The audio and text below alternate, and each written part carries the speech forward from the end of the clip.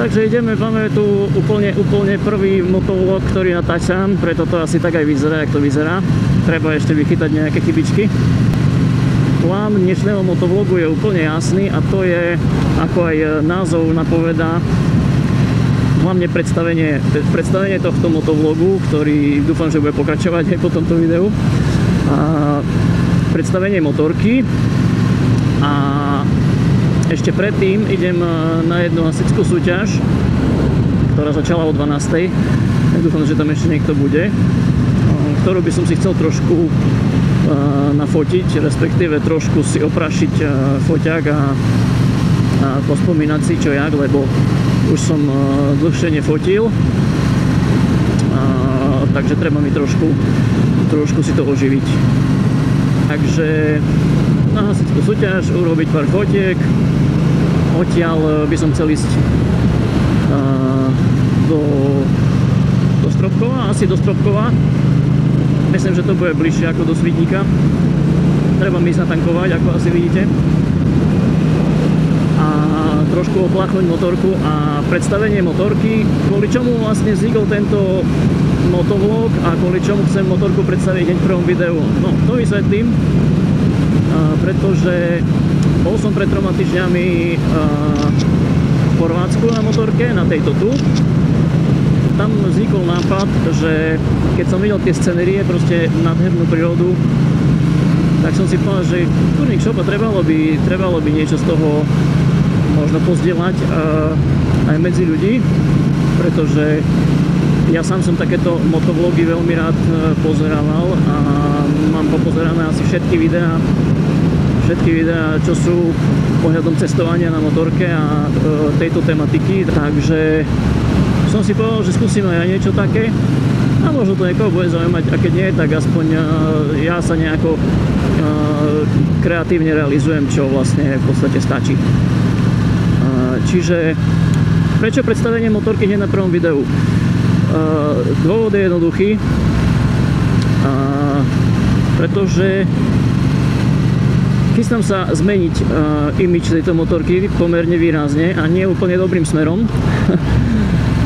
To znamená, chcel by som ju predstaviť ešte v tomto štádiu a v tomto stave, akom ju mám momentálne bežne, keď som doma v podstate, pretože chcem ju spraviť na cestovanie, to znamená nejaké kufre, nejaké, možno dám originál výfuk, možno dvihnem riadidlá naspäť, lebo teraz sú tam iné rajdy, než boli pôvodne, sú nižšie.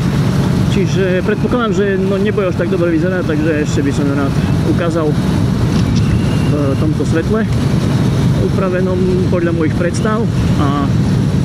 A tak, no dobre, tu máme nejaký tankodrom, tak idem ja si ho užiť. Neviem, poslednú dobu ma celkom bavia aj takéto cesty.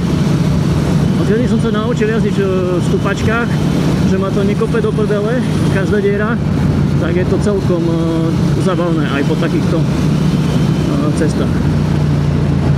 No a teraz trošku pauzička, dáme stri a uvidíme, keď dorazíme na miesto, tak to zapnem znovu. A vôbec netuším, kde sa to má nachádzať, takže idem len tak ako pozerať. A sa to nájdeme. Dobre, myslím, že sme to našli. Nebolo to až také ťažké. OK, tak idem skúsiť pohľadať miesto, kde to dáme. No tak to som zvedavý. Kde to dáme? Tu to dáme. Pred kapuru asi nie. Pozrieme sa späť. Hej, a čo to je? Aký Harley? Tu zaparkovaný. Krásny, čo to je? Iron 883, že by nie? To je Honda Rebel. To som chcel. Bola vypredaná, keď som kúpoval motorku. Tak vlastne som kúpil potom Kawasaki Vulcan namiesto toho. A to je iná motorka, než mám teraz. To len tak, že by ste vedeli. Možno je dobré, že není slnko, lebo aspoň si môžem nechať bundu na sebe a nezdochnem. Keď bolo slnko, tak ju musím nechať na motorke, alebo vlačiť so sebou. Na motorke ju nechať veľmi nechcem, lebo však vieme, jak to chodí. A tlačiť so sebou tiež nie je bohviak príjemné, takže v podstate som celkom rád, že je zamračené a je tak príjemne chladno. Tak.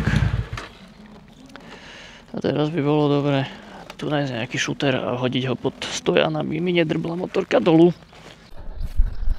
Tak kameň som našiel, ale nebolo to ľahké, ty vole. Majú popratané to ihrisko. Nie, nenájsť nejaký kameň. Musel som ísť až tam po ten prístrešok tam boli. Tak, teraz si to podložíme. Opa. Tak.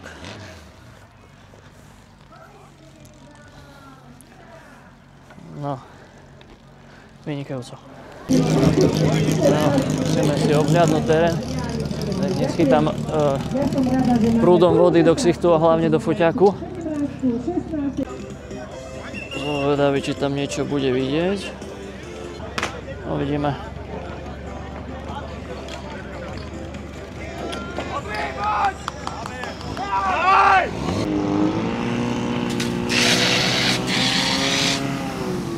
Problém je, že vietor fúka odtiaľ, čiže presne, jak toto urobia oni, všetka tá voda drbe na mňa.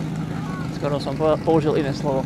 Čiže to úplne nie je ideálne miesto, ale je to jediné miesto, kde mám priestor sa postaviť, lebo tam je ten plotík, tam nemám miesto a ešte je tam aj to auto.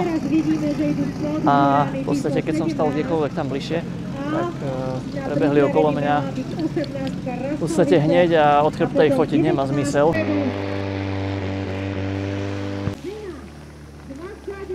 Dobre. Trošku som dostal spršku, ale iba jemne. Našťastie by všetky tieto veci mali takúto spršku zvládnuť bez problémov. Idem ešte naspäť. To je trošku mokro, neviem prečo. Želaj, práve vzdýpe, hol na trať. Poďme chlapci, poďme tam s tým smerom, stromčekom, ktoré vidíte, tie biele potečky. Tam sa máte trafiť, aby to bolo dobré. Tak, uvidíme. A niekomu tu drbol hadica. Vodičku. A nevydalo chlapci. S rozdeľovačom vidíme, že aj ďalší rozhodca ujo Ferko nám trošku preskáľa, aby si nezabudol, aké to je. Behujeme. Niečo mám nafotené. A ideme ďalej ku motorečke pekne a smer stropkou natankovať. Možno oplachme motorku trošku a potom uvidíme. Touto cestou som ani neviem, či už niekedy šiel, dokonca ani neviem, či tam ide asfaltka až do Stropkova, lebo na mapách to ukazuje, že chvíľu ide a potom neviem. Vyzerá to ako nejaká iná cesta, nie ako asfaltová, lebo je to len taká tenučká čiara na tej mape. Každopádne nevadí. S touto motorkou chodím aj mimo asfaltky trošku. Takže keď to nebude, že blato, tak to nevadí. Taká šotolinka nie je na škodu niekedy, ale je celkom kosa. Musím povedať, že jak sa zatiahlo, fakt už nie je ani polooblačno, už je normálne, že zamračené a je celkom zima. Takže dneska ten výjazd nebude nejak zvlášť dlhý. Ak si poďme užiť túto cestu, aspoň trošku. Vyzerá celkom pekne, ale nepoznám zatačky, takže nemôžem to veľmi nejak preháňať. Nebol by som rád, keby sa mi to niekde zavrelo pred ksichtom.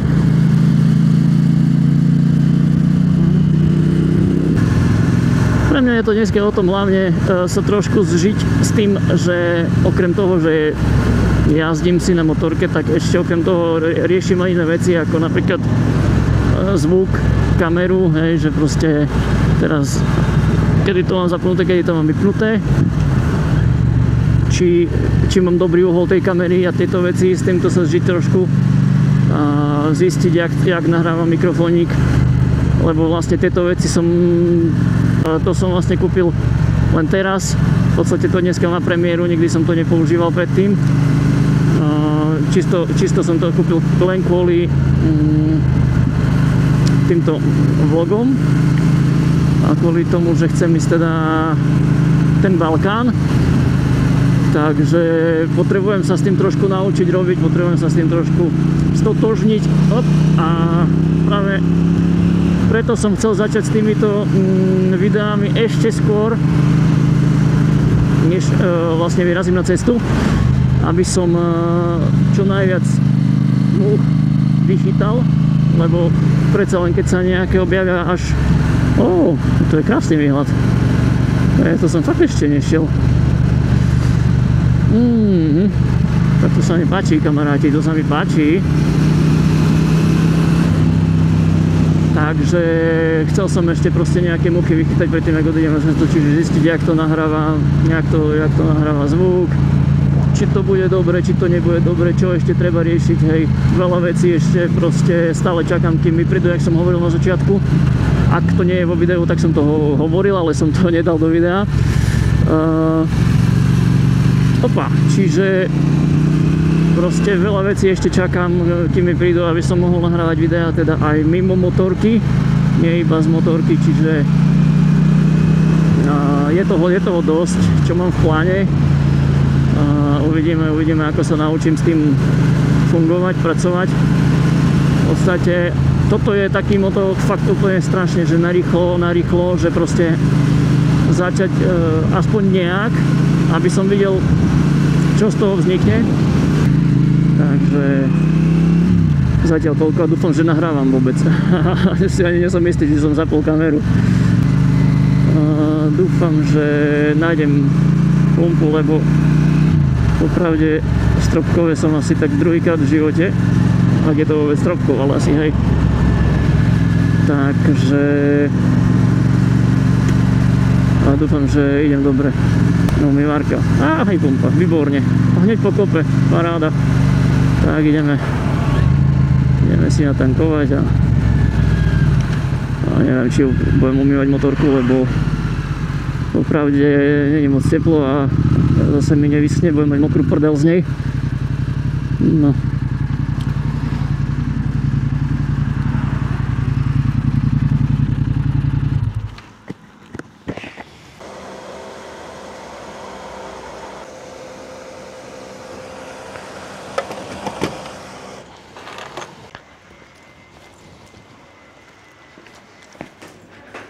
Dobrý. Bude.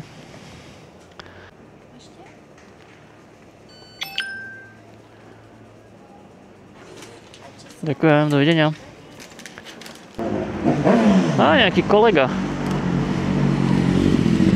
Herrera, ten by mi naložil. No nevadí. Dobre. Tak.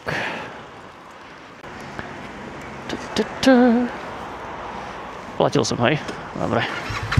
To je tá paranoja moja. Zamkol som, platil som a tak ďalej. Natankoval som, ale hej, vyzerá, že hej. Dobre. Tak umývárku asi dneska vynechám z praktického hľadiska. Čo? Ešte ho zazvuknem. Dobre, tak sa pozriem.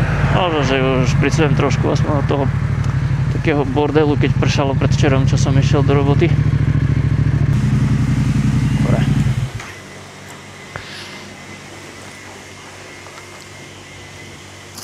Mám 50 centov? Nemám. Je to tak menička. Tak, motorečka umytá. Umytá, skôr opláchnutá, ale to nevadí, stačí, ona nebola špinavá, len bola tak trošku na spodku zadrbaná od mokrej cesty. Také tie, jak to nazvať, kamienky, alebo jak to povedať, no proste, to je jedno. Dobre, už len nájsť miesto, kde by sme to odparkovali. Ešte furt je to bumpy, tak ideme do stúpačiek. Hop. Hop.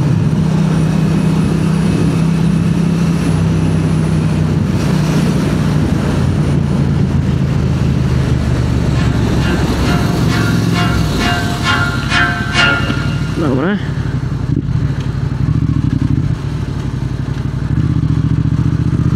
To blátko tam ma trošku prekvapilo. To je výhľadík. Krasota. Tak rozmýšľal som, kam by som to zaparkoval na to, aby som urobil nejaké videjkové motorky. A napadlo mi jedno miesto, kam celkom rád chodím. Je to trošku od ruky, ale o to lepšie vlastne. Verím, že tam bude kľud. A práve tam idem. Za chvíľočku som tam. A sme tady. Chcel som ísť ešte vyššie, ale tu je lepšia plocha, tak dáme to semka. Tak, výborne.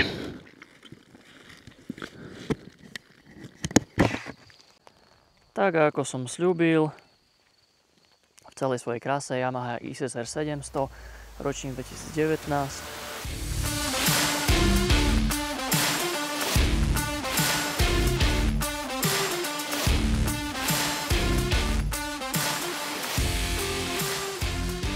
Modnová. Som prvý majiteľ a motorka už má čosi za sebou, lebo ja nie som veľmi dobrý jazdec. To znamená, už sme 2 raz sa vyváľali, čo je aj vidno patrične. Napríklad tu polka toho padáku už je zodretá. Takisto tento krásny Akrapovič si to dosť odniesol, žiaľ Bohu, aj pokrčený jak plechovka od piva. A sedadlo, ale to som veľmi, ako vidíte, veľmi elegantne vyriešil, hej, úplne štýlovka, som to zašiel takto krásne. Čiže vyzerá to ešte lepšie ako predtým. A čo sa týka úprav, tak začneme, ja už ani neviem, čo všetko som tu na nej robil, bolo toho fakt dosť. Začneme tu skratený zadok. Ona, tá značka, tu bol ešte taký plást a tá značka bola niekde tu Vyzeralo to dosť tak ohyzne, takže vymenil som tu jeden diel, ktorý nebol úplne originál, čiže dosť tým bol roboty, ale momentálne takto, čiže za mňa super. Kto poznáte XSR 700, tak viete, ako to majú asi a že proste ten zadok sa im moc nepodaril. Ďalšia vec, keď si to prejdeme takto za radom, lebo ja si musím pospomínať, už sú to roky, čo som to robil, tu kryt zadnej tejto nadržky na brzdovú kvapalinu, padáky, ktoré mi rozhodne teda zachránili motorku, hej, však aj vidno. A ďalej tieto tu bankušiky, ktoré by mali byť protišmykové, nie sú, ale mali by byť. Kryt chladiča, ktorý si myslím, že tiež plní svoju funkciu, lebo chladič je dosť tam nachylný na kamienky odletujúce. Takže dobrá vecička a za mňa to aj dobre vyzerá, pekný čierny. Takisto vidla, prachovky plus tieto také čierne one. Ani neviem, jak to nazvať, lebo to nie sú krytky. V podstate je to kožené, hej, ale pekne to maskuje tú striebornú časť, čiže celá vidla je v čiernej farbe, čo sa mi oveľa viac páči ako originál strieborná, keď bola. Ďalej sklo, teda plexisklo, ktoré má viac menej len estetickú funkciu, pretože vzhľadom na jeho tvár je presne odvádza vietor na hlavu. Čiže povedal by som, že s ním je to ešte horšie než bez neho, pretože mi úplne trepe s hlavou, hej, keď idem rýchlejšie, ale nevadí, pre krasu sa trpí a fakt toto plexi za mňa vyzerá úplne perfektne na tej motorke, takže ho tam mám a plánujem ho tam nechať. A najväčšie zmeny, ktoré boli podľa mňa aj najviac potrebné, jednoznačne budík, pretože tí, čo poznáte XSR, neviem, či to robia, zdá sa mi, že už to nerobia teraz, že už dávajú tie budíky inde, ale na mojej a ešte pár ročníkov po nej ich dávali sem na rajdy. Úplne tak idiotské miesto na budík, že to fakt neviem, kto vymyslel. Proste debilne to vyzerá, debilne sa na to pozeralo, hej, lebo bolo to proste neúplne v vzornom úhle. Takže ja som ho premiestnil sem. Rajdy takisto vymenené, sú o čosi širšie, než boli originál a hlavne nižšie, pretože originálne idú nejak takto a takto. Hej, proste nejakých, neviem, možno 5 cm vyššie. Nevyzerá to až tak dobre za mňa na takej motorke. Čiže teraz je to rajdy paráda. Ja som to chcel robiť vlastne do takého café racer štýlu tú motorku. Preto chcel som sem dať pôvodne rajdy, čo sú ako keby na Super Sport alebo na café racer, to znamená na vidlu, pod okulár a dolu. Hej, to už by bol akože strašne nepohodlný posed, ale myslím, že by to vyzeralo fakt drsne. Lenže kvôli tomuto tu sa mi to tam dať nepodarilo. Mal som dokonca dvoje rôzne objednané, ani jedné mi tam nepasovali, takže ostali tieto nakoniec. Tieto tiež nie sú prvé, ktoré som menil. Ešte jedny také boli predtým, ale na Slovakia Ringu, keď sme drbli, tak tu niekde sa zlomili tie rajdy, čiže vlastne dal som ďalšie. Našťastie AliExpress to sem posiela skoro zadarmo, čiže môžem to meniť aj každý týždeň. To je super na tom, fakt. Jediné, čo vlastne som nezohnal z Aliku, bolo to plexi. To som musel objednávať z Anglicka. Dartfly Screen, tuším, sa to volá. Čo ešte není z AliExpressu logicky celkom, je ten Akrapovič. A môžeme si ho vlastne vypočuť. Neviem, ako to budú mikrofóny brať.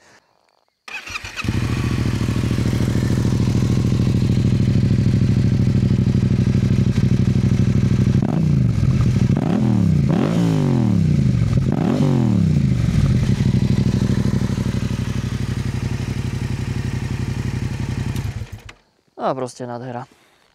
Takže tak. A keď už motorku, tak aj seba, predstavím. Toto pochybujem, že skončí na YouTube, ale dobre, však nech máme z čoho strihať aspoň. Takže. Ja som Šimon a dúfam, že sa uvidíme aj pri ďalších videách a že aj toto video nakoniec skončí na YouTube, že proste nebudem riešiť, že tak toto mohlo byť lepšie, tu som sa mohol tváriť inak, tu som sa nemusel zakoktať a tak ďalej. Predsa len účelom týchto videí nie je, aby som, pôsobil dokonale alebo čo, ale proste, aby som vám priblížil možno nejaký život motorkára, možno nejaký život testovateľa a takéto veci, takže proste budem sa snažiť aj čím menej strihať také nepodarené veci ako teraz, že proste sa zamyslím, lebo neviem presne, čo chcem povedať, idem freestyle, improvizujem a hej, teraz by som mohol riešiť, tak vystrihnem to, lebo to není perfektné. No a čo? Tak to nebude perfektné, bude to autentické. Mám 4% baterky, takže pomaličky končím, idem domov a dúfam, že sa mi niečo z toho dnešného výjazdu podarí spracovať tak, aby vás to aspoň trošku zaujalo a aby to malo aj nejaké pokračovanie. Čaute.